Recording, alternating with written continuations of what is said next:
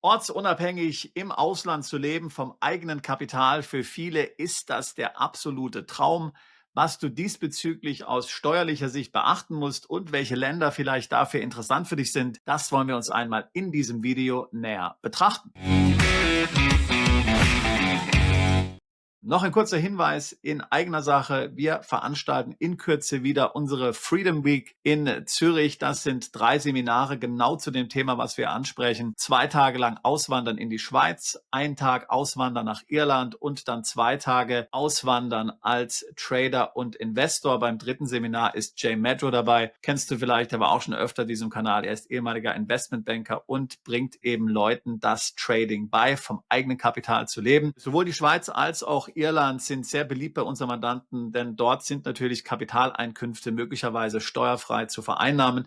Da gibt es aber einiges zu beachten. Das heißt, alles, was man zum Thema Auswandern in die Schweiz oder Auswandern nach Irland beachten muss. Damit befassen wir uns in den ersten 2 Events, in den ersten beiden Seminaren und im 3. Seminar dann natürlich das ganze Thema Trading. Wie kann ich traden? Wie kann ich ortsunabhängig leben? Wie kann ich von meinem Kapitalvermögen leben? Was ist realistisch? Wie vermeide ich, dass ich dort in Fallen tappe? Wie kann ich ganz konkret damit anfangen? Oder wenn ich es schon mache, wie kann ich mich noch weiter verbessern? Das sind 3 Seminare, die kannst du unabhängig voneinander buchen. Da kannst du unabhängig dran teilnehmen, aber du kannst sie auch als Gesamtpackage buchen. Wie gesagt, das nennen wir dann Freedom Week. Alle Details auf unserer Website. Wenn du dieses Video jetzt in der letzten Novemberwoche anschaust, dann kannst du auch noch von unserem massiven Black Friday Rabatt profitieren, wenn du an der ganzen Woche teilnehmen willst. Wie gesagt, wenn das Thema im Ausland leben, auswandern, möglicherweise in die Schweiz, nach Irland oder auch in ein anderes Land für dich ein Thema ist und du dort vom eigenen Kapital leben möchtest, dann schau dir das an. Sicherlich eine sehr interessante, intensive Woche. Nun aber zurück zum eigentlichen Thema. Ich glaube, eins ist völlig klar. Aus 20 Jahren Erfahrung habe ich mitgenommen, dass die meisten Mandanten, die auswandern möchten, am liebsten natürlich im Ausland komplett ortsunabhängig, komplett unabhängig von einem Arbeitgeber oder von irgendeiner aktiven Tätigkeit, am liebsten vom eigenen Kapital leben möchten. Wenn du das erreicht hast, meiner Meinung nach, meiner Erfahrung nach, dann hast du in den Augen vieler den Lebenstraum erreicht, denn dann kannst du wirklich unabhängig leben. Du musst dich nicht mit Kunden rumschlagen, du musst dich nicht mit einem Arbeitgeber rumschlagen. Du bist unabhängig, du kannst deine eigenen Entscheidungen treffen, du bist deine eigene Frau, dein eigener Mann und eben arbeitest nicht mehr für andere. Man sieht ja mittlerweile sehr viel Content zu diesem Thema, auch gerade bei Instagram. Leute, die dann nach Dubai umgezogen sind und dann damit ein bisschen protzen, dass sie da so und so viele Millionen mit Bitcoin oder mit Krypto-Trading jetzt verdient haben. Alles komplett steuerfrei. Wenn du die Nachrichten verfolgt hast, dann sind ja all diese Leute mittlerweile auf dem Schreibtisch der Steuerfahndung gelandet, weil es steuerlich dann eben doch nicht so einfach ist, wie man sich das vorstellt, gerade als Deutscher, gerade auch wenn es um Krypto geht. Und in diesem Video werde ich kurz auf diese verschiedenen Fallstricke eingehen. Aber grundsätzlich gesagt ist das natürlich ein komplett realistisches Lebensmodell. Wenn du Vermögen aufgebaut hast, und vielen geht es ja so, wenn sie zum Beispiel ein Unternehmen verkauft haben oder ihre Immobilien verkauft haben, wenn du also über Kapital verfügst und du ziehst in das richtige Land um, dann kannst du dort komplett steuerfrei von deinem Kapital leben. Und dazu muss man jetzt nicht nur nach Dubai ziehen, das geht eben auch in Europa. Mit einigen Einschränkungen, zum Beispiel in der Schweiz, zum Beispiel in Zypern, zum Beispiel in Malta, möglicherweise auch in Spanien, in Irland,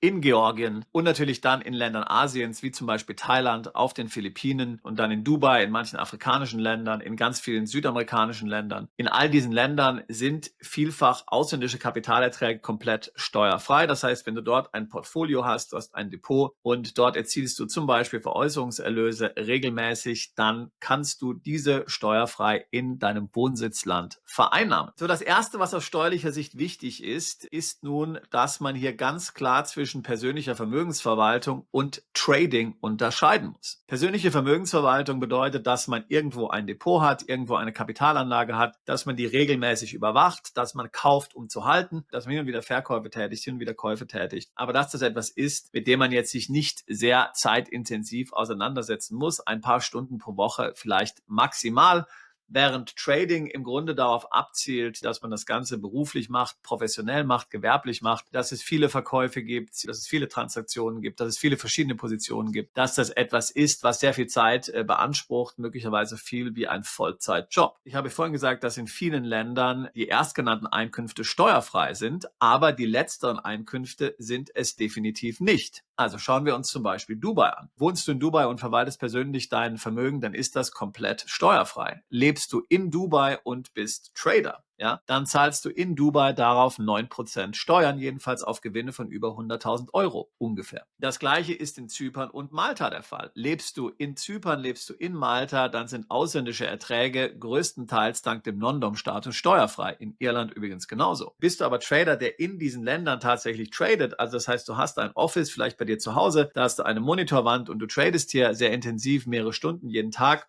dann sind das keine ausländischen Einkünfte, sondern sind das inländische Einkünfte. Darauf musst du dann Steuern bezahlen und sogar Sozialabgaben. Dann zahlst du am Ende so viel wie in Deutschland oder noch mehr an Steuern und Sozialabgaben. Das heißt, das ist der erste massive Unterschied. Das heißt, du musst dich im Grunde genommen fragen, was mache ich eigentlich? Mache ich private Vermögensverwaltung? Damit wirst du in vielen Ländern kein Problem haben und steuerlich sehr vorteilhaft behandelt werden. Oder mache ich tatsächliches Trading? Mache ich das hauptberuflich? Mache ich das gewerblich? Mache ich das professionell? Wenn du das so machst, dann wirst du dich damit auseinandersetzen müssen, dass du im Grunde genommen dort ein Unternehmen hast und entsprechend dann auch besteuert wirst. Problem ist, dass in den meisten Ländern das nicht so ganz genau definiert ist. Das heißt, du bist da in gewisser Weise von der Willkür der Behörden abhängig. Wir haben das ja in Zypern immer wieder gesehen. In Zypern wurde jetzt ja eine Kryptosteuer verkündet, die ab 2026 eingeführt werden soll, und da werden dann 8% Steuern auf sämtliche Kryptoeinnahmen fällig. Das ist im Grunde genommen etwas Positives. Denn davor waren zwar Veräußerungen steuerfrei, aber du müsstest sämtliche Veräußerungen an die Behörden melden. Und wenn die Behörde dann den Eindruck hatte, dass du zu viel verkauft hast, dass du also professioneller Trader bist, dann musst du auf einmal die volle Einkommensteuer bezahlen und möglicherweise auch noch Sozialabgaben. Aber man kann davor in vielen Ländern nicht genau definieren, was sind eigentlich die Kriterien. Ja, wie viel muss ich traden, damit es gewerblich ist? Wie viel muss ich Gewinne machen? Was sind da die genauen Regeln? Die Schweiz hat hierzu Richtlinien verabschiedet durch die eidgenössische Steuerverwaltung. Diese sind nicht bindend. Die kantonalen Steuerverwaltungen müssen sich daran nicht halten, aber in der Tat tun sie es vielfach. Da sind 5 Kriterien definiert, unter anderem eine Haltefrist von einem halben Jahr.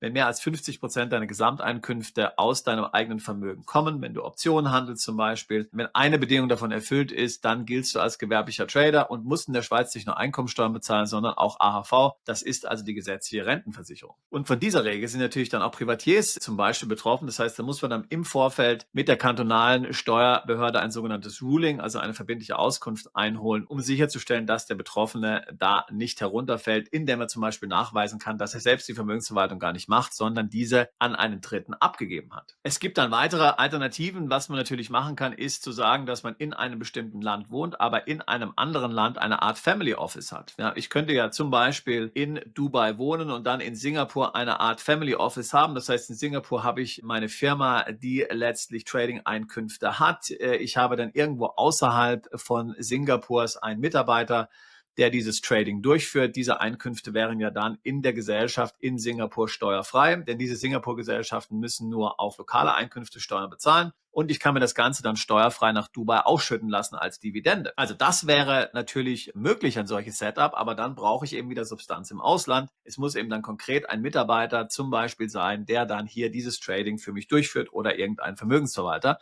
Oder natürlich, ich kann sagen, ich halte mich nur 90 Tage in Dubai auf, damit bin ich ja dort steuerpflichtig, halte mich aber ansonsten in anderen Ländern auf und betreibe eben dann mein Trading, sodass es nicht von Dubai aus gemacht wird. Somit bin ich dann natürlich auch in Dubai nicht gewerblich tätig. Ich habe jetzt Dubai nur als ein Beispiel genommen. Ein ähnliches Modell würde sicherlich auch in anderen Ländern funktionieren. So zum Beispiel natürlich auch in Zypern. In Zypern könntest du genauso sagen, du bist 60 Tage in Zypern, damit bist du dort unbeschränkt steuerpflichtig, du bekommst ein steuerliches Ansässigkeitszertifikat, dann hältst du dich den Rest der Zeit außerhalb von Zypern aus. Du hast irgendwo eine Gesellschaft, Singapur könnte es sein oder Cayman Islands. Diese Gesellschaft tradet, sie zahlt dir dann Dividenden aus und diese Dividenden sind dann natürlich wieder in Zypern mit dem Non-Dom-Status steuerfrei. Wobei du dort immer noch dann auf die ersten 180.000 Dividenden natürlich eine kleine Gesundheits Aufenthaltsgebühr bezahlen musst. Das sind dann auch wiederum ein paar Prozent. So, und da komme ich natürlich dann auch schon gleich zu meinem Lieblingsthema, die erweiterte beschränkte Steuerpflicht. Bist du nämlich Deutscher und hast nämlich dann gewerbliche sogenannte betriebsstättenlose Einkünfte. Das heißt, setzt du dieses Modell durch, was ich gerade eben beschrieben habe, als Deutscher, als Österreicher und Schweizer wäre es kein Problem, aber mal eben angenommen, du bist in Zypern wohnhaft, bist da 60 Tage, hast dann eine Briefkastengesellschaft, die das Trading macht, wenn du nicht in Zypern bist, aber du bist selbst derjenige, der im Grunde genommen hier tradet. Dann hast du möglicherweise sogenannte betriebsstättenlose Einkünfte. Diese werden dann zwar nicht in Zypern steuerpflichtig, aber wieder in Deutschland.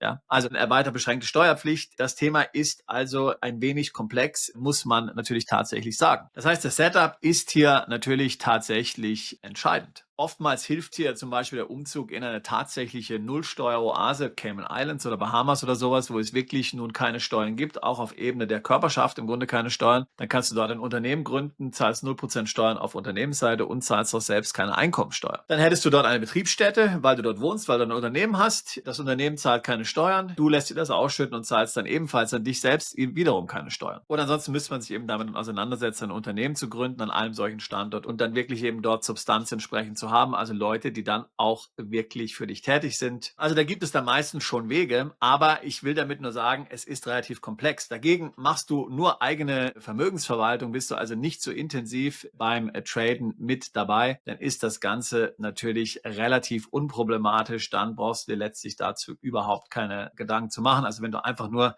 ich sage mal, ein normales Depot hast und dort von den Erträgen lebst, möglicherweise sogar einen Vermögensverwalter hast, der sich darum kümmert, dann wird es in der Regel in vielen dieser Länder überhaupt kein Problem geben. Auch hier musst du natürlich zum Thema Dividenden beachten, dass Dividenden immer quellenbesteuert werden oder in den meisten Fällen quellenbesteuert werden. In den Ländern, in denen der Emittent seinen Sitz hat, hast du zum Beispiel amerikanische Aktien, Coca-Cola, und die zahlen dir Dividenden aus, dann wird in den USA 30% Quellensteuer fällig. Wenn du in einem Land lebst mit einem positiven Doppelbesteuerungsabkommen, zum Beispiel Zypern, zum Beispiel Malta, dann sind das nur 15%, die dort fällig werden. Das heißt also, bei Dividenden werden in den meisten Fällen immer Steuern fällig, außer du bekommst jetzt Dividenden aus einem Land, wo es keine Quellensteuern gibt, zum Beispiel United Kingdom. Britische Unternehmen müssen keine Quellensteuer bezahlen. Das heißt also, solche Dividenden sind dann immer tatsächlich komplett steuerfrei, völlig egal, wo du lebst. So, wenn das auch für dich ein Thema ist, wenn auch du vom eigenen Kapital im Ausland leben möchtest, am besten gleich steuerfrei oder zumindest sehr steuerbegünstigt. Selbst wenn du noch am Lernen bist, wie man genau Kapital verwaltet, wie man tradet, dann würde ich mich natürlich freuen, dich in Zürich begrüßen zu dürfen. Ansonsten gerne auch ein Beratungsgespräch buchen. Zu allem wie immer Link in der Beschreibung zu diesem Video. Wir tun seit fast 20 Jahren nichts anderes als Mandanten genau bei solchen Themen zu beraten. Steueroptimierung im Ausland, Auswanderung, Vermögensaufbau im Ausland und dann natürlich auch Vermögen vor der Zugrifflichkeit des Staates zu schützen. Ich würde mich freuen, auch dich alsbald zu unserer Mandantschaft zählen zu können. Bist du Unternehmer, Freiberufler oder Investor? Zieht es dich schon lange ins Ausland? Mach heute den ersten konkreten Schritt in eine Zukunft mit mehr Geld und mehr Freiheit. Buche ein Beratungsgespräch mit Sebastian und seinen Kollegen. Unsere Kanzlei unterstützt Mandanten wie dich dabei, deine Steuerlast legal zu reduzieren, Vermögen aufzubauen und zu schützen und deine persönliche Freiheit zu maximieren. Profitiere jetzt von unserem Fachwissen und unserem Netzwerk. Gehe zu mandatierung.com und werde Mandant unserer Kanzlei.